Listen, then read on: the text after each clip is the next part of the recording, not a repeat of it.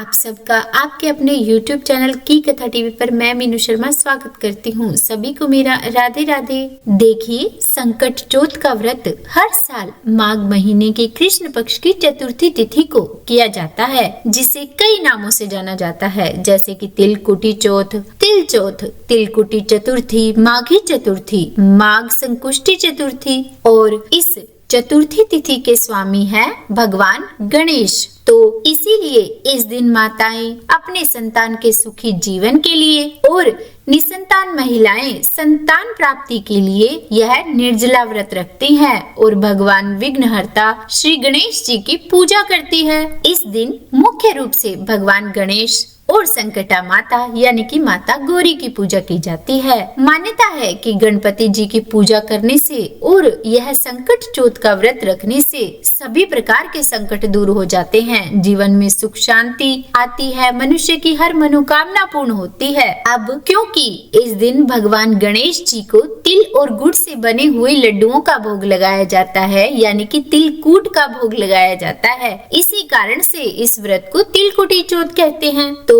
आज की इस वीडियो में आप जानेंगे संकुष्टी चतुर्थी या फिर कह लीजिए कि तिलकुटी चौथ का व्रत कब किया जाएगा, इसके शुभ मुहूर्त के बारे में, इस दिन चंद्रोदय के समय के बारे में और इसकी पूजा विधि के बारे में। तो हो सके तो वीडियो को अंत तक देखिएगा और वीडियो अच्छी लगे तो लाइक एंड शेयर कीजिएगा और चैनल पर नए हैं सब्सक्राइब नहीं किया है तो सब्सक्राइब भी कर ही दीजिएगा। और एक बात और मैं यहाँ आपको बताना चाहूंगी कि हमारे चैनल पर आजकल माघ मास महात्म्य की कथाएं सुनाई जा रही हैं। तो अगर आपको ऐसी कथाएं सुनना पसंद है तो आप एक बार मेरे चैनल पर विजिट करके उन कथाओं को जरूर सुनिएगा। मुझे उम्मीद है कि आपको ये कथाएं जरूर पसंद आएगी। अब देखिए, हिंदू पंचांग के अनुसार इस बार जो माघ मास के कृष्ण पक्ष की चतुर्थी तिथि है वो प्रारंभ होगी 17 जनवरी शुक्रवार सुबह 4:07 पर और समाप्त होगी 18 जनवरी सुबह 5:30 पर। तो ऐसे में इस बार संकुष्टी चतुर्थी का व्रत या फिर कह लीजिए तिलकुटी चौथ का व्रत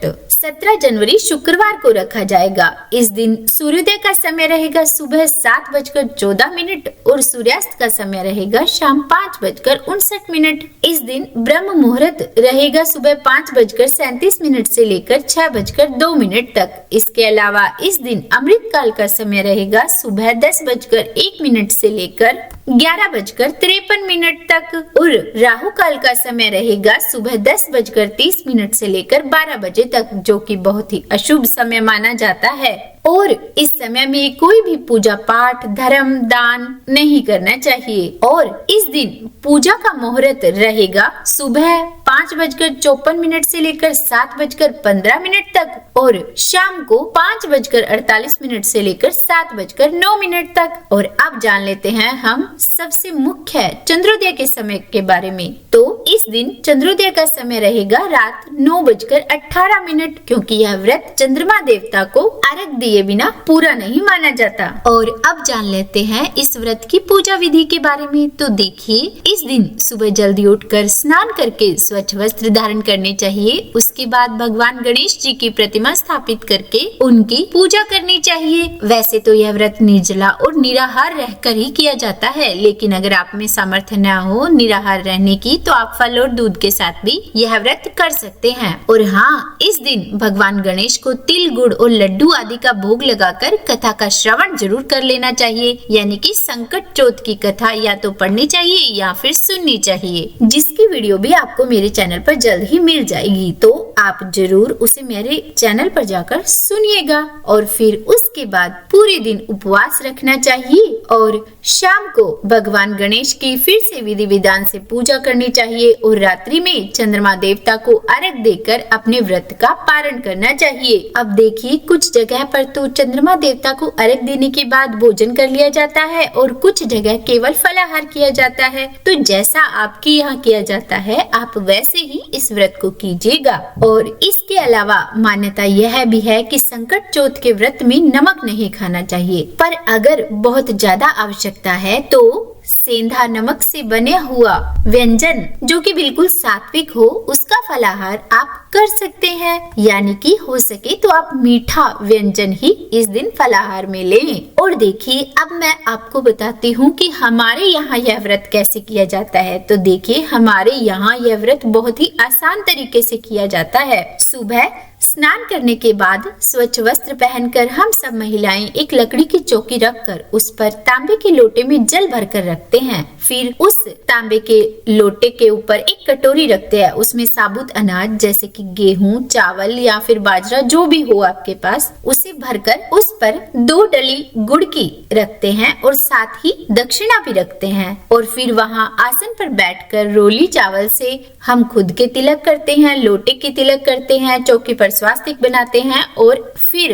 दिया जलाते हैं और उसके बाद कहानी सुनते हैं। तो कहानी सुनने से पहले हम हाथ में थोड़े से अनाज के दाने और जो गुड़ हमने कटोरी में रखा है उसमें से छोटा सा टुकड़ा हाथ में लेते हैं और फिर कहानी सुनते हैं। और कहानी सुनने के बाद हम हाथ में जो हमने दाने और गुड़ लिया था उसके 2 हिस्से करते हैं। एक हिस्सा तो हम संभाल कर रख देते हैं ताकि शाम को उससे चंद्रमा देवता को अर्घ दें, और दूसरा हिस्सा हाथ में लेकर जो हमने लोटा लिया था जल वाला, जिसके साथ हमने कहानी सुनी है, उस जल से और हाथ में बाकी बचे हुए दानों से हम सूर्य देवता को अर्घ देते हैं। और हाँ, कटोरी में जो हमने दाने और गुड़ और दक्षिणा रखी है वो कटोरी हम अपनी सास को पैर लगकर दे देते हैं। उसके बाद हम पूरा दिन व्रत रखते हैं और एक समय फलाहार भी करते हैं।